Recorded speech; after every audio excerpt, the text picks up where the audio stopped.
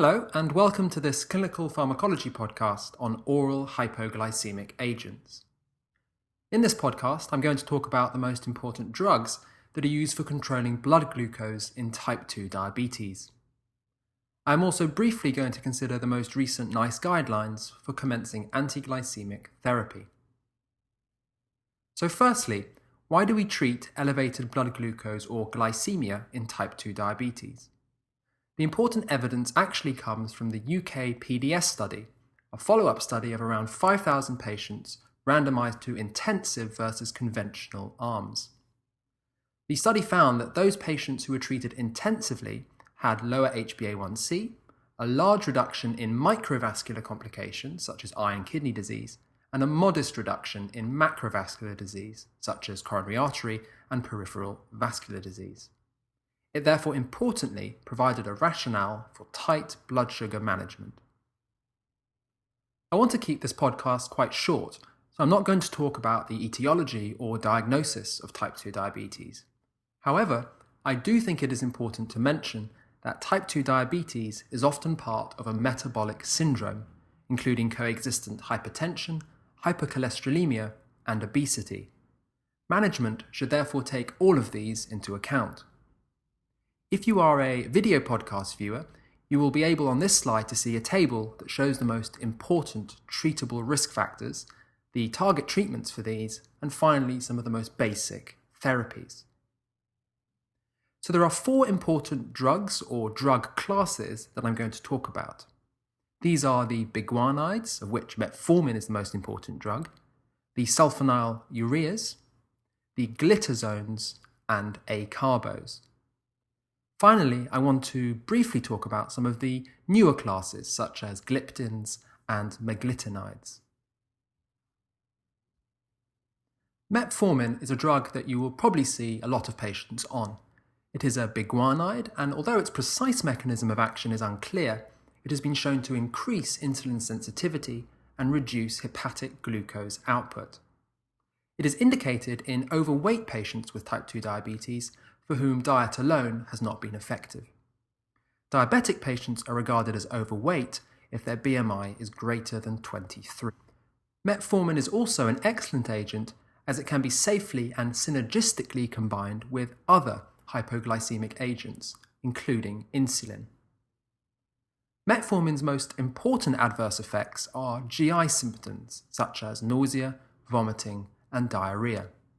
These side effects are very common but may be mitigated by gradual dose increase and taking the tablets on a full stomach. Metformin is importantly contraindicated in unstable heart failure, liver disease, and moderate renal impairment, i.e. all the organ failures. Lactic acidosis, although rare, is a much talked about complication of metformin therapy. This tends to occur in patients who are taking metformin and who are also septic or have developed renal impairment. A particular favourite for exams is the acidotic patient on metformin who has recently been given intravenous contrast media, perhaps for a CT scan.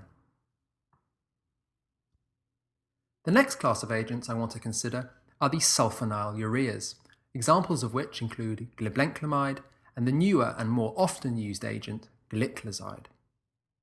These function as insulin secretologues, stimulating the release of insulin by acting on the sulphonylurea receptor of pancreatic beta cells. Because of this, they only work in patients who have residual beta cell function. They have 2 important indications. Firstly, for patients who are skinny, so have a BMI less than 23. But they're also used for those patients who are unable to tolerate the troublesome side effects of metformin. The most important adverse effects of the sulphonylureas are weight gain and hypoglycemia. For this reason, reduced doses should be used in the elderly, as hypoglycemia may precipitate falls. So the next class of agents are the glitazones. Important examples of these include pioglitazone and rosiglitazone. These are agonists of the PPAR gamma receptor and stimulate, just like metformin, increased insulin sensitivity. They are also thought to have other additional beneficial or pleiotropic effects on lipid metabolism and tissue inflammation. They do, however, take a number of months to start working after commencement of therapy. They are indicated either as monotherapy or in combination as dual or triple therapy with metformin and the sulphonylureas. We shall consider the exact guidelines later in this podcast. The most important adverse effects of the glitazones is fluid retention. This drug is therefore contraindicated in individuals with known cardiac failure. While the older glitazones were associated with liver toxicity, this has rarely been described with the newer agents. Liver function tests, however, should be monitored a few months after starting therapy. Acarbose is an alpha-gluconidase inhibitor that effectively delays starch and sucrose absorption in the small intestine. It therefore causes a decrease in postprandial blood sugar. It is, however, rarely effective as monotherapy and is therefore limited to patients who do not tolerate other anti-diabetic drugs. Due to its effect on the small intestine, it has significant adverse effects such as flatulence, diarrhea, and even abdominal pain. It should be noted, however, that these are dose-related. It is contraindicated in liver and renal failure. Finally, in this section of the podcast, I want to talk about some of the newer agents that are now available. The first of these are the gliptins. The mechanism of action of these drugs is complex and really beyond the scope of this podcast, but suffice it to say that they alter incretin hormone degradation and through this mechanism help stimulate postprandial insulin release. They are available in both injectable and tablet form. Although not considered by the most recent NICE guidelines in the UK, they are licensed as add-ons to metformin or the sulphonylureas. Very few adverse effects have so far been reported for these agents. Lastly, I should probably mention the meglitinids. These are a kind of super insulin secretolog having a much shorter duration of action, much like insulin itself.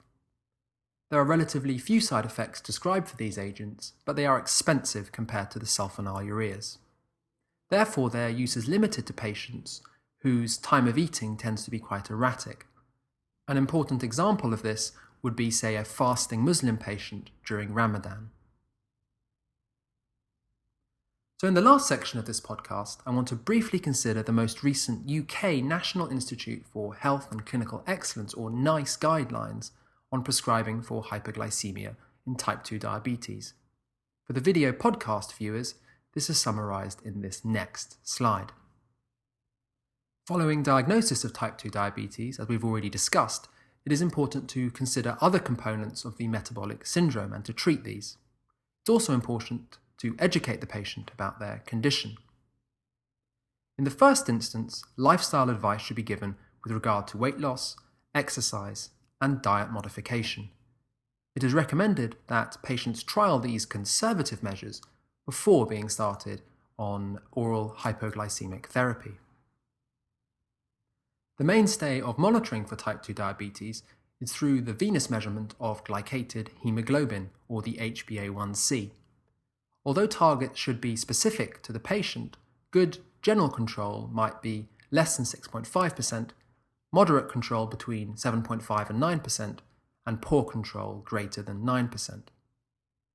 If lifestyle modification has been unsuccessful in controlling blood sugar, an oral hypoglycemic agent should be started. Which agent you choose will loosely depend upon the BMI, as already discussed. If the BMI is less than 23, it's appropriate perhaps to start with a sulphonylurea, while if it's greater than 23, metformin should perhaps be started. The patient should be monitored for both side effects of these drugs and have regular review. If either agent fails to control blood sugar, dual therapy with both agents should be considered. If this fails, then it is appropriate to add a glitazone. Finally, if triple therapy is unsuccessful, subcutaneous insulin should be considered. There are many subtle points that could be made here about pros and cons for different agents and different combinations, but these are really the most basic principles and certainly enough to get started with. For more information on the precise guidelines, do visit the NICE Guidelines website at www.nice.org.uk.